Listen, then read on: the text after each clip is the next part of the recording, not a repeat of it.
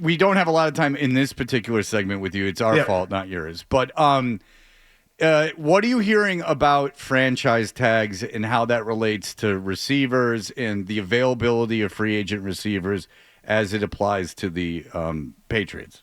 Yeah, I think there's a couple things at work, and I know you're referencing Tee Higgins because he's, really the, the guy that everybody's got circled, and everybody's focused on, and the only one likely to get a franchise tag. I just think he is really rare on this year's market. If you look at a lot of the other guys that are going to be available, they're good players. Stefon Diggs, Chris Godwin, Amari Cooper, but those guys are all third contract guys. Cooper Kupp is even older than that. So he like Tee Higgins is the only guy who I think you could look at and say this guy can be a potential number one for us, and he's in the prime of his career. Like he's 26 years old.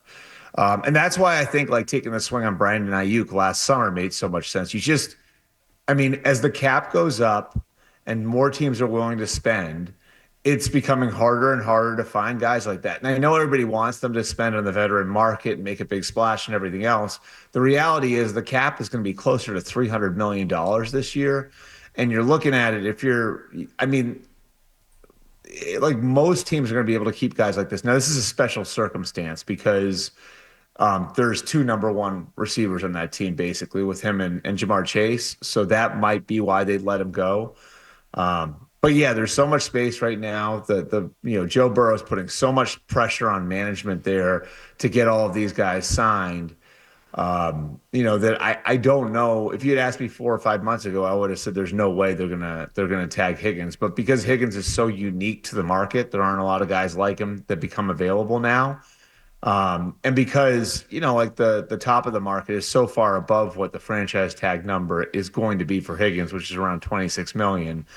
I think there's a good chance that they do it next week. Okay, and within the next 2 weeks. Okay, so if he's off the market, and we'll go into the rest of free agency coming up, but the last question I'll ask you before we go to break is McMillan from Arizona is on all these mock drafts as the number one receiver, and I don't think there's anyone even around him.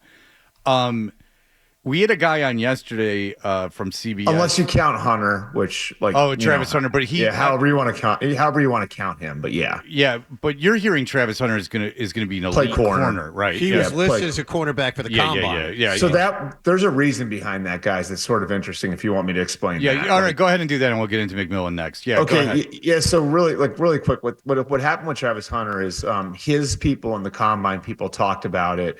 And he hasn't said whether or not he's going to work out yet, but they wanted to give him the chance to work out at both positions. So the way it works is like the position groups go in on different days. And really for every guy, the first 3 days are pretty much the same. And then the fourth day you have the workout, which obviously the workout is different for every position. So the corners go in a day before the receivers do. So by classifying him as a corner, you're allowing him to have the option to work out both days, So he goes through the first 3 days, which are the same for everybody. Then the corner workout, I believe, is Thursday, and the receiver workout is Friday. I might have those. It might be Friday, Saturday, one or the other. So it'll give him the opportunity to work out at both positions if he so chooses. So it was sort of him and the combine people working together on this, where they wanted to at least provide him the opportunity. They had to classify him as something. So they classified him as a corner for that reason. But even if you go to NFL.com where the official lists are, he's actually listed at both positions. Like if you pull up the receivers, he's there. And if you pull up the corners, he's there. So it was more a logistical thing than anything else. But you make more money at wide receiver, but he might be better at corner. So I would say it's harder to find a number one corner. Yeah. Right. Yes, you can make more money at receiver if you're Justin Jefferson, if you're Jamar Chase. So what's the chance of him becoming Jamar Chase or Justin Jefferson or one of those, that level of guy versus becoming Patrick Surtain? I think a lot of people would say it's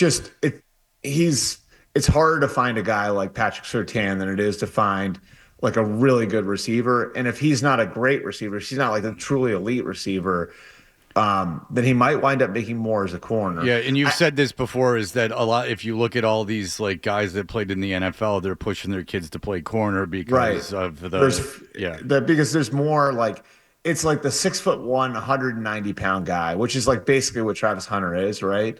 It's like, how many guys at that height and that weight are playing receiver in high school and then playing receiver in college versus the ones that are playing corner? It's much more rare to find an athlete like that, like an elite athlete in those dimensions at corner. So go play corner.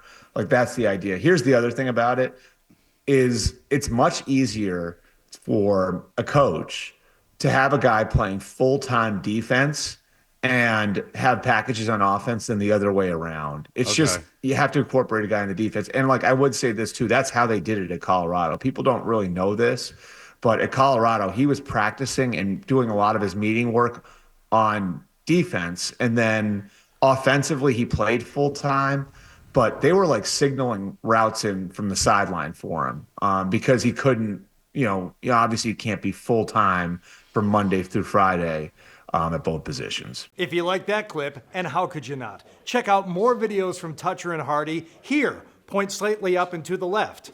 For more Patriots analysis and opinion, hit this playlist. Point slightly down and to the left. And for the latest from the Sports Hub, download at 985thesportshub.com.